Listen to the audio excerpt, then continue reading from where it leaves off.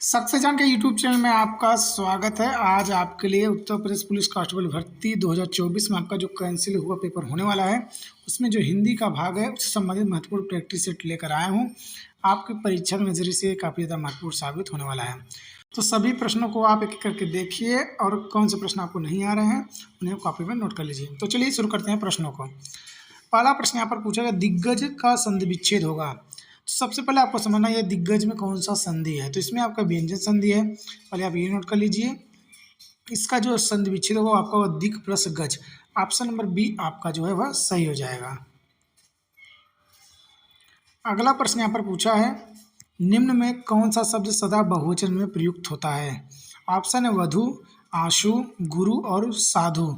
तो बता दें आपको, साधु जो है ये हमेशा बहुवचन में प्रयोग होता है, साधु का कोई बहुवचन नहीं होता।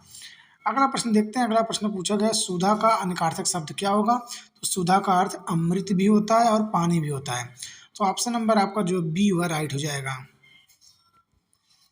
अगला प्रश्न यहाँ पर देखिए, पूछा गया विश्लेषण का विलोम क्या होगा। ऑप्शन है व्याख्या, विवेचन, संश्लेषण या फिर विभाजित। तो विश्लेषण का विलोम होगा संश्लेषण। ऑप्शन नंबर सी आपका राइट है। अगला प्रश्न यहाँ पर पूछा गया, जिसका ज्ञान इंद्रियों द्वारा न हो सके के लिए एक शब्द क्या होगा। ऑप्शन है अगोचर होगा, गोचर होगा, स्वानुभूति होगा या फिर अनुभूति होगा। तो बता दें आपको, जिसका ज्ञान इंद्रियों द्वारा न हो सके उसके लिए एक शब्द होता है अगोचर। ऑप्शन नंबर ए आपका राइट है। अगला प्रश्न पूछा गया, रित का विलोम क्या है। विक्रीड़ होगा, अनृत होगा, वक्र होगा या अनैक्य होगा। तो रित का विलोम होता है अनृत। ऑप्शन नंबर बी आपका राइट है। अगला प्रश्न पूछा गया, सबसे सटीक वाक्य है, संघर्ष मनुष्य को सफलता दिलाता है, या संघर्ष मनुष्य को उजाड़ता है, संघर्ष मनुष्य को भटकाता है या फिर संघर्ष मनुष्य को निखारता है। तो सबसे सटीक वाक्य की अगर बात करें तो संघर्ष मनुष्य को सफलता दिलाता है। ऑप्शन नंबर ए आपका राइट हो जाएगा। अगला प्रश्न पूछा गया, पतझड़ में समास है।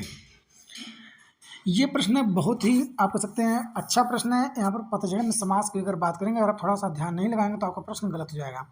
ऑप्शन दिया गया तत्पुरुष समास या फिर कर्मधारय समास या फिर द्वंद्व समास या फिर बहुव्रीहि समास। तो पतझड़ का अभिप्राय हम लेंगे वसंत ऋतु से। वसंत ऋतु से जो अभिप्राय लेंगे तो आपका पतझड़ का हो जाएगा बहुव्रीहि समास। ऑप्शन नंबर डी आपका राइट हो जाएगा। अगला प्रश्न, कवि का स्त्रीलिंग है। कवित्री, कवित्री, कवयित्री या कवित्री। तो कवि का स्त्रीलिंग होता है कवयित्री। ऑप्शन नंबर सी आपका राइट हो जाएगा। अगला प्रश्न आपका, दूसरों का दोष देखने वाला कहलाता है आलोचक, छिंद्रान्वेषी, इष्टयालु या फिर निंदक। तो दूसरों का दोष देखने वाले के लिए एक शब्द होता है छिंद्रान्वेषी। ऑप्शन नंबर बी आपका राइट है। अगला प्रश्न आपका, बाधा कौन सा शब्द है। पुल्लिंग है, स्त्रीलिंग है, नपुंसकलिंग या फिर इनमें से कोई नहीं। तो बाधा लिंग अगर बात करते हैं यहाँ पर स्त्रीलिंग है, बाधा होती है। ऑप्शन नंबर बी आपका राइट हो जाएगा। अगला प्रश्न आपका है, अश्व का पर्यायवाची कौन सा नहीं है। घोड़ा नहीं है, घोटक नहीं है नहीं, या कटक नहीं है। को कटक आपका उत्तर हो जाएगा। Option number D. कटक का अर्थ होता है समूह।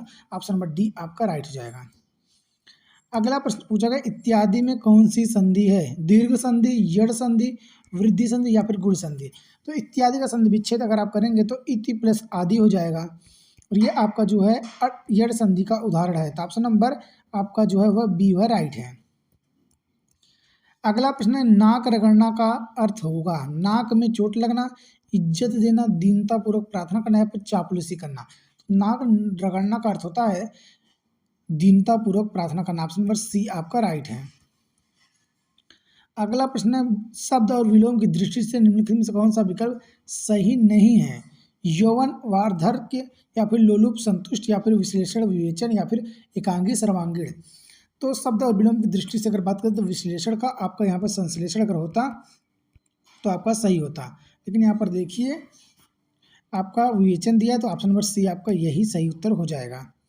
अगला प्रश्न आपका, माइकल ने गाना गाया में कौन सा काल है। भूतकाल है या फिर भविष्य काल, वर्तमान काल है, इनमें से कोई नहीं। तो माइकल ने गाना गाया तो ये आपका वर्तमान काल है। ऑप्शन नंबर सी आपका राइट है। अगला प्रश्न है, जिसका कोई अंत न हो उसे क्या कहते हैं। आनंद कहते हैं, अनंत कहते हैं, अखंड कहते हैं या फिर असीम कहते हैं। जिसका कोई अंत न हो उसके लिए अनंत का प्रयोग करेंगे। ऑप्शन नंबर बी आपका राइट है। अगला प्रश्न, दुपट्टा में कौन सा समास है? ध्यान से देखिए, ये भी प्रश्न महत्वपूर्ण है। दुपट्टा का अभिप्राय मतलब दो पट्टों से बना हुआ आपका जो वस्त्र है, दो पट्टों। यहाँ पर देखिए संख्यावाची शब्द है, उत्तर आपका होगा द्विगु समास। ऑप्शन नंबर सी आपका राइट हो जाएगा। अगला प्रश्न, सचिव में कौन सा लिंग है? ऑप्शन है पुल्लिंग है, स्त्रीलिंग है, उभयलिंग है या फिर इनमें से कोई नहीं। तो सचिव आपका जो ये उभय लिंग का उदाहरण है। ऑप्शन नंबर सी आपका राइट हो जाएगा, क्योंकि सचिव पद है तो पद किसी लिंग में नहीं जाता, उभय लिंग के अंतर्गत आएगा। ऑप्शन नंबर सी आपका राइट हो जाएगा। अगला प्रश्न, चिड़िया में कौन सी लिंग है? पुल्लिंग है, स्त्रीलिंग है, उभयलिंग या फिर इनमें से कोई नहीं। तो चिड़िया का अगर पुल्लिंग देखें तो चिड़ा होता है, तो चिड़िया आपका क्या है? स्त्रीलिंग। ऑप्शन नंबर बी आपका राइट है। अगला प्रश्न, निर्मम का अर्थ होगा क्रूर हृदय वाला, ममता शून्य हृदय वाला, संवेदन शून्य व्यक्ति, दया रहित व्यक्ति। तो निर्मम का अर्थ होता है ममता शून्य हृदय वाला। ऑप्शन नंबर बी आपका राइट है। अगला प्रश्न, त्रिलोक में समास है द्विगु समास, कर्मधारय समास, तत्पुरुष समास या फिर अव्ययी भाव समास। तो त्रिलोक मतलब तीन लोगों का समूह। तो ऑप्शन नंबर आपका द्विगु समास संख्यावाची शब्द है, तो ऑप्शन नंबर ए आपका राइट है। अगला प्रश्न, 1+1 की संधि क्या होगी? तो 1 और +1 की संधि होगी एकाएक। ऑप्शन नंबर बी आपका राइट हो जाएगा। इसमें आपका जो है वृद्धि संधि, ये भी आप ध्यान दीजिए। अगला प्रश्न, महाप्राण वर्ण है यह या त या फिर इनमें से कोई नहीं। तो बता दें आपको, महाप्राण आपका जो है दूसरा और चौथा वर्ग का दूसरा चौथा वर्ण होता है और साथ में पुष्प में मतलब ऑप्शन नंबर ए आपका राइट हो जाएगा। अगला प्रश्न आपका, किसी वस्तु को प्राप्त करने की तीव्र इच्छा अभिलाषा कहलाती है, अभिप्सा कहलाती है, लिप्सा कहलाती है या इनमें से कोई नहीं। तो सब किसी वस्तु को प्राप्त करने की तीव्र इच्छा अभिप्सा कहलाती है। ऑप्शन नंबर बी आपका राइट है। अगला प्रश्न, दिनों दिन में कौन सा समास है? ऑप्शन ए कर्मधारय समास या फिर बी अव्ययी भाव, सी बहुव्रीहि या फिर डी तत्पुरुष।